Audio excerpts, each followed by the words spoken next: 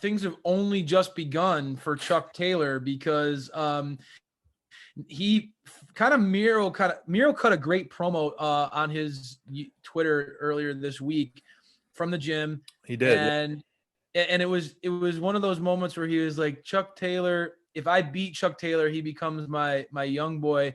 And if Chuck Taylor beats me, nothing, because Chuck Taylor was too stupid to not add a stipulation. I don't know if it was that Chuck Taylor was too stupid not to add a stipulation, or if Chuck Taylor just knew he wasn't going to beat Miro, because Miro is on a warpath. This dude is showing that it's a very natural feel to his character right now. I don't know about you, SPD.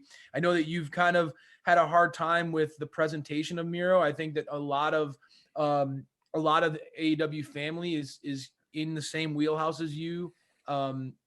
Me as a Miro fan throughout his run in NXT, even as the beginning of that, I see that he's really kind of comfortable in his own skin and he's playing himself. Mm-hmm. I think that this is just an amplified version of who he is. So he's kind of got that cool, confident, laid back gamer vibe to him, but that intensity that he brings to the ring was shown in tonight's match, was it not?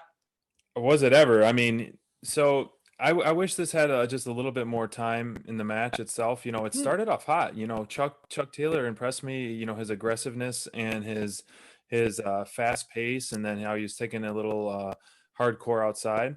And so I thought that part was entertaining. And then what happened afterwards is what needed to happen, because, you know, we've been itching and wanting to see Miro go on a tear, and it's still a roller coaster for me, man. You know, he comes out with this dominant performance of the Battle Royal, and then we don't really see him. I don't think we've seen him in the ring since, and that is such a long time to, you know, pump the brakes and push the gas, you know, all those things. You know, we get these little 2-minute promos and vignettes, and we thought after that Battle Royal, the pure dominant performance that we saw from him, we would really see him go on this big, massive tear.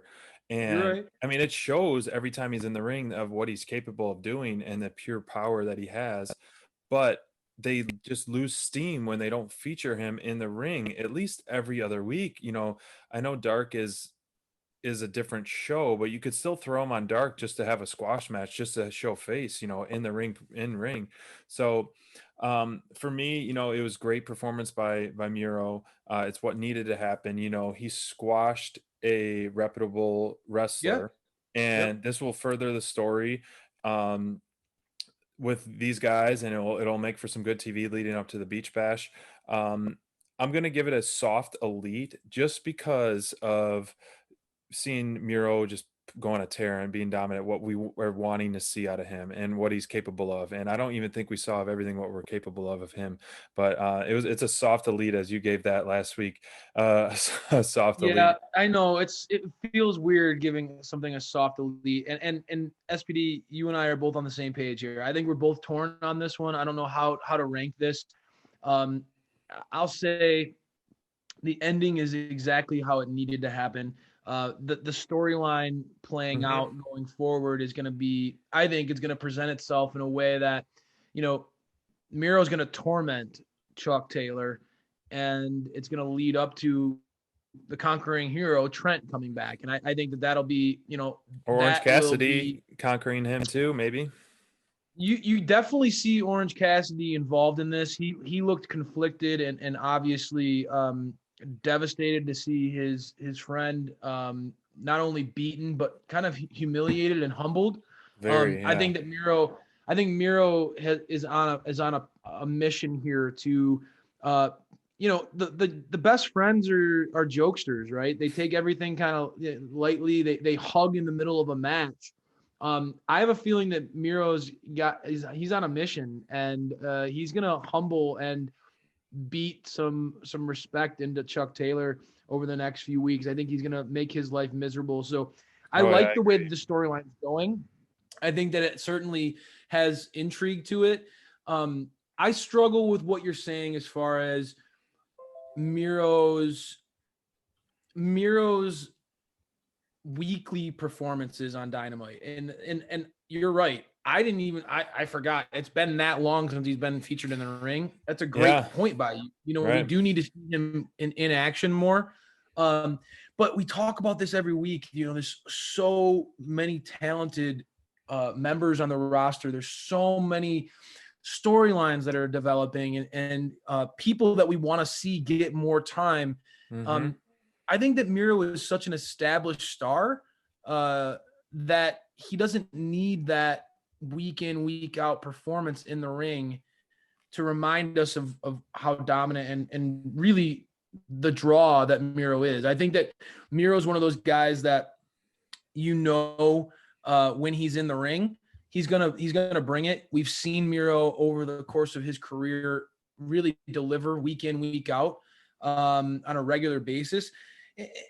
I think that there's with how many young people are on this roster, I think that there's a little bit more room to, I think, be showing them and giving them opportunities. And Miro, anytime you need him, he's one of those guys you can just throw him out there and he's going to deliver. So yeah, I see your point, and I certainly think that if they want to push him into a world championship type of tier, he definitely needs to have a run. But for where he's at right now, and how they're utilizing him, I think they're doing just fine. I will give this a delete, only because it felt like such a downer kind of match after that incredible opening match. It just didn't match up for me. I like Miro in the ring. I think he's one of the best big men in the company.